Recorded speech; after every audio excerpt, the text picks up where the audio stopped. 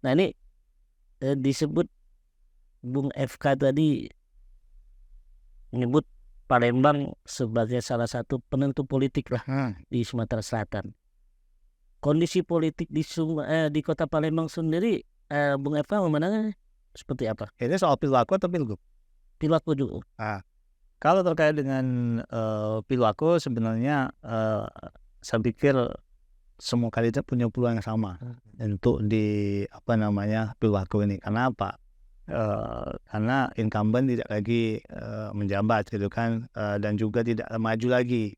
Nah, artinya semua itu punya peluang sama. Nah, waktu juga masih cukup panjang, artinya masih banyak yang bisa dielaborasi oleh para kandidat untuk bisa menggait pemilih-pemilih suara. Nah, saya pikir ada beberapa waktu lalu saya punya pengalaman terkait dengan pemetaan dapil misalkan di wilayah Kota Palembang, dapil 1 dan juga dapil 2. Dari sini melihat bagaimana respon masyarakat misalkan. Masyarakat ternyata pinginnya pilih yang mana gitu.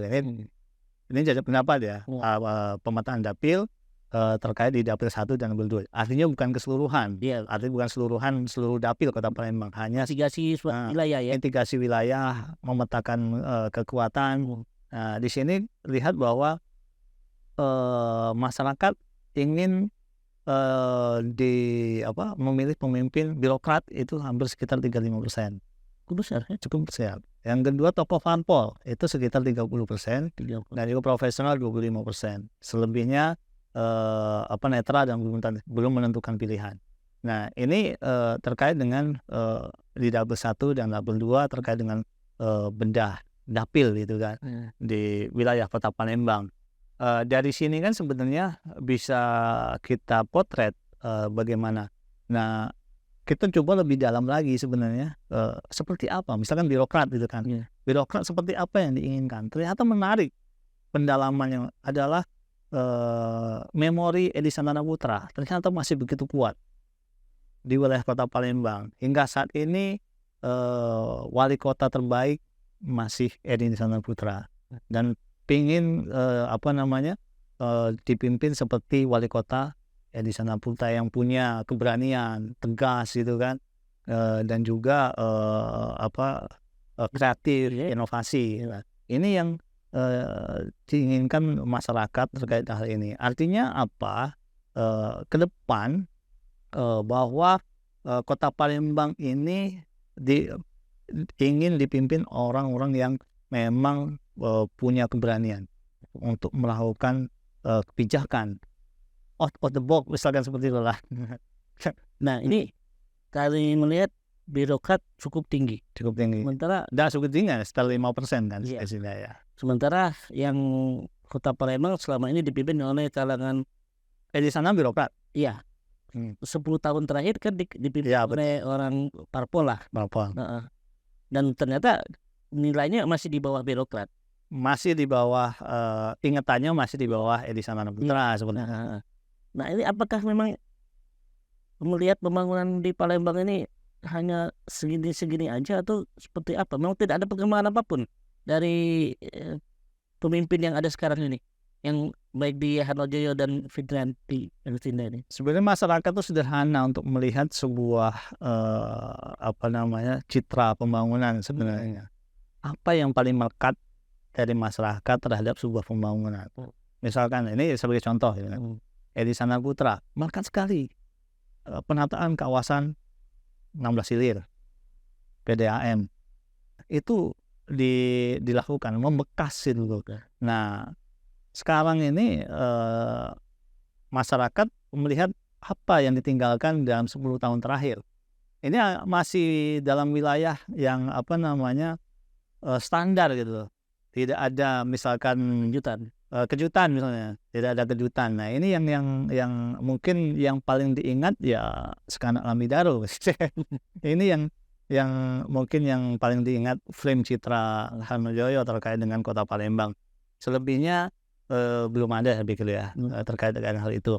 Dan saya pikir ke depan memang dari sisi itu ada keinginan masyarakat yang begitu tinggi bahwa ada semacam lompatan-lompatan lah seperti itu terkait dengan Kota Palembang, gebrakan-gebrakan yang memang bagus untuk Kota Palembang itu kan. Ini yang diinginkan oleh masyarakat terkait dengan pilwako ke depan gitu. Nah, saya pikir semua kontestan punya peluang sama, termasuk PJ sekarang itu kan, penjabat wali kota misalkan, Ratu Dewa, dan juga yang lainnya misalkan dari tokoh-tokoh parpol punya yang sama. Tetapi dari sisi ini ada harapan yang ingin disampaikan oleh para pemilih di Kota Palembang. Jika Anda mencalonkan wali kota, gagasan apa untuk yang ingin dibawa untuk perubahan di Kota Palembang? Itu yang ditunggu sebenarnya. Gagasan apa? Kalau merakyat itu sudah biasa, perhatian itu sudah biasa. Tetapi gagasan-gagasan seperti apa yang untuk merubah Kota Palembang yang lebih baik dari sebelumnya, itu yang ditunggu oleh masyarakat. Artinya tidak ada yang membekas di periode yang sekarang ini. Saya tidak mengatakan membekas atau tidak, tetapi tidak ada lompatan lah. Belum ada lompatan dari standar yang sudah ada ya, sebelumnya. Untuk mengukur sebuah keberhasilan, keberhasilan itu kan banyak variasi. Ada variasi angka dan data gitu kan, tingkat kemiskinan, data BPS. Mungkin dari sisi itu mungkin Hanojoyo muncul misalkan tingkat kemiskinan misalkan misalkan tidak begitu banyak. Artinya dari sisi itu biasa-biasa, bisa dikatakan biasa misalnya standar. Nah, tetapi bagaimana frame lompatan itu yang sudah diberikan standarnya oleh pemimpin sebelumnya, Edi Sandana Putra, yang begitu wah gitu, ternyata di selanjutnya tidak sesuai dengan standar sebelumnya. Artinya paling tidak menyamai, seperti itu. Oke, baik. Ini dia kajian dari Bung FK di podcast Info Indonesia kali ini. Ada pesan terakhir, Bung? Saya pikir di sini terkait dengan pesta demokrasi dan sebagainya, ke depan tentunya kita berharap masyarakat bisa lebih mengedepankan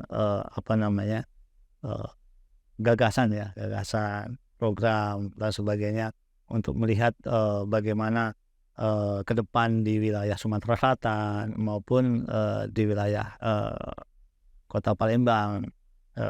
Apalagi ke depan kita akan menghadapi Pilpres dan juga Pilkada 2024. Masalah merakyat, perhatian dan sebagainya saya pikir sudah biasa. Tetapi bagaimana masyarakat memahami tentang gagasan dan terobosan-terobosan yang akan dilakukan, dan yang itu yang akan dikawal oleh masyarakat, saya pikir ini yang dinantikan. Great. Oke. Baik, kami akhiri dengan ucapan Assalamualaikum warahmatullahi wabarakatuh. Waalaikumsalam warahmatullahi wabarakatuh.